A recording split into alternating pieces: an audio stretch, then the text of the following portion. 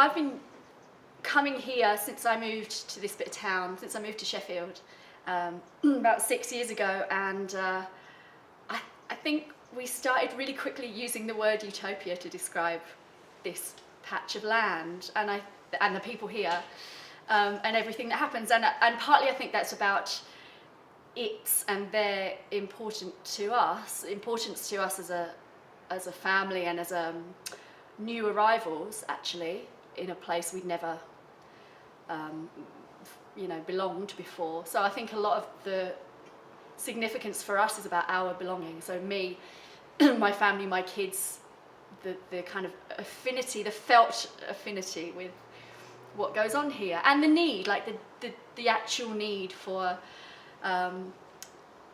the sort of connection with what's here, which is it's human, but it's also there's nature and there's green and there's mud and there's kind of world turned upside down and there's order as well. So it's all the things you need. It's the playing safely with craziness that you need, and all of that kind of is actually some of the things that we also get from me, my family, and my kind of our group and our community. It's what we also get for us to get that from music.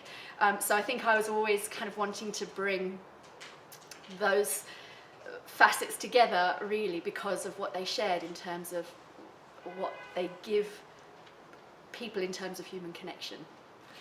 So what I loved is I went to the pub, Greystone's pub, and I was like really enjoying the gig, and then you suddenly said, I'm going to sing a song about this place which is a playground, which is kind of utopia, and I went, oh! And then you launched into Light Rolls Home, which has got this wonderful beat, and it also is about the helter-skelter powering the city of Sheffield, and it almost felt like a massive explosion in my head about the hope and the energy. Yeah. So maybe, yeah. I really wanted to write a song. I get a shape of a song in my head, or several shapes that I know are going to give it its sort of scaffold and its structure before I know what the song is going to be specifically. Obviously, you have these kind of shifting kind of boundaries, and the song's going to plonk itself within those. That's how I write. And so I actually really wanted to write a song about turbines. I wanted to write about how I felt about turbines and energy and our relationship with where we got energy, and that I ended up writing about a completely different kind of energy, but it is actually the same. It is the same song. So yeah, the thing I said to introduce this song at my gig, my Sheffield gig, was I think I said it's about a utopia, and like all the best utopias, it has a slide. Because that was my vision, was kids, sliding. I see my kids, they hurl themselves down it, they hurl themselves around, and it's what they need. It's just unbridled joy. But yeah, it's the idea of that sort of that energy powering, and not just the energy, not just in a sort of kind of cheesy metaphorical way, but actually it's all about love, like the sheer love of that goes into this, but that kind of leaks out through the fence as well. And actually that I feel in this bit of town, actually, that I think it has its own particular style and its own particular character, its own culture or cultures of love and family and community and welcoming, and that's what I felt as an incomer.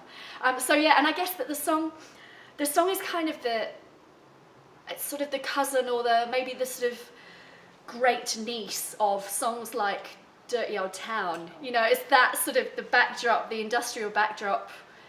But here it's a post-industrial backdrop or whatever, it's got that's its tradition. And folk songs like The Factory Girl, which are, again, they're about love, but they're set against a factory wall, or they're set against that meeting of trees and grass and hills and cemetery and life and death and city and bustle and energy.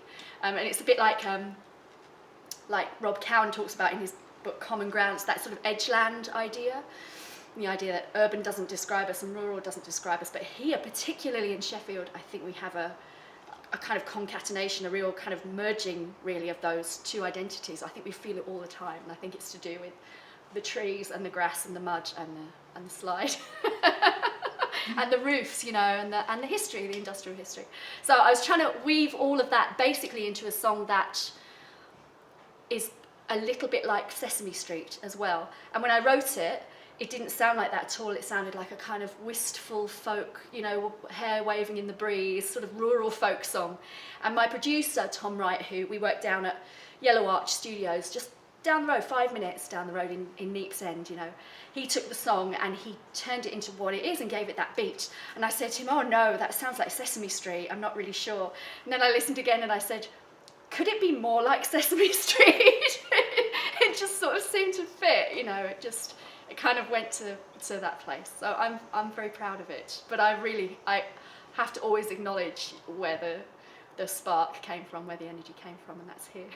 Do you think that people talk about playing music and like playing out? Do you think that that's just a random thing, or do you think that there's real connection? I think play is crucial, and it's the thing that I always forget to. Often I forget to teach that. I teach songwriting in as much as you can do that.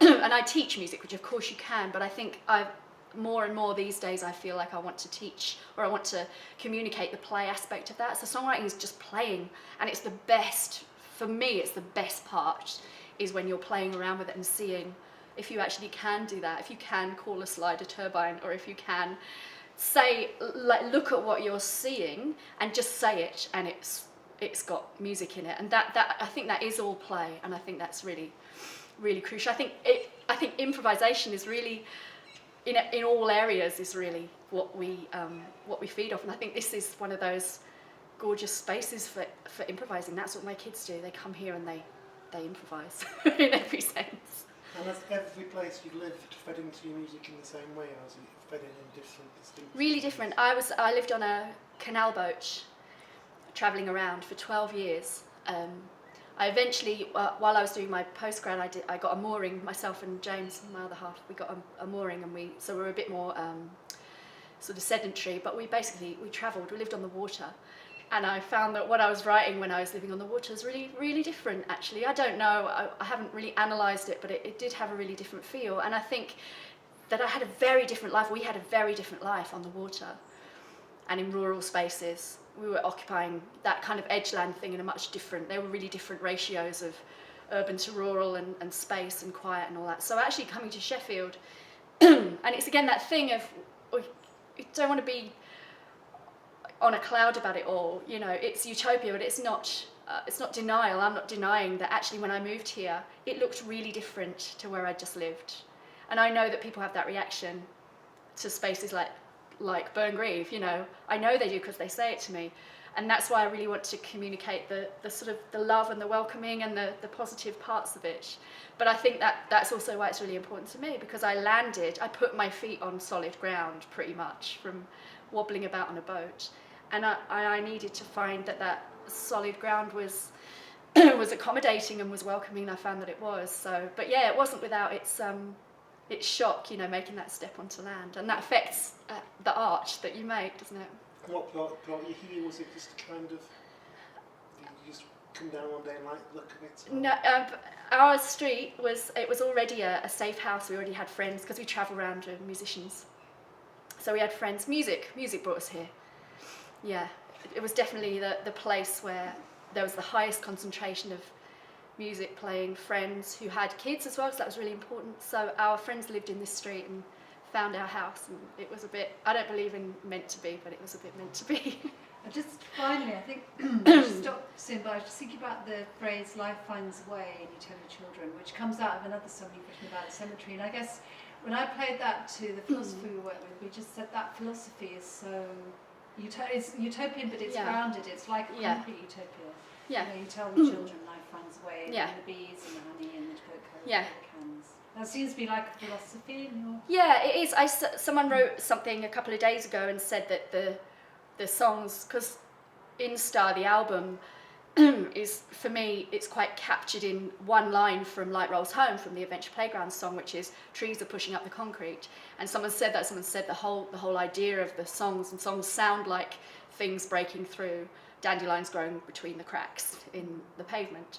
And Dark Honey, which is the song I wrote for the sort of previous recording I'd done, Dark Honey's all based in the cemetery, and it's all about the bees and the hives and yeah, the precarious life, but the joyful life, you know, but yeah, the precarious nature. And and then Light Rolls Home evolved from that as well, partly because of Richard Hawley, who's from the other side of the cemetery, right? Talking about laurel trees and talking about the foxes that just wander up and down, big, muscly foxes in Burngreave, wandering up and down. And there's just, is that too giggly though? Stop recording at some point. So nice, that's really I don't know what point it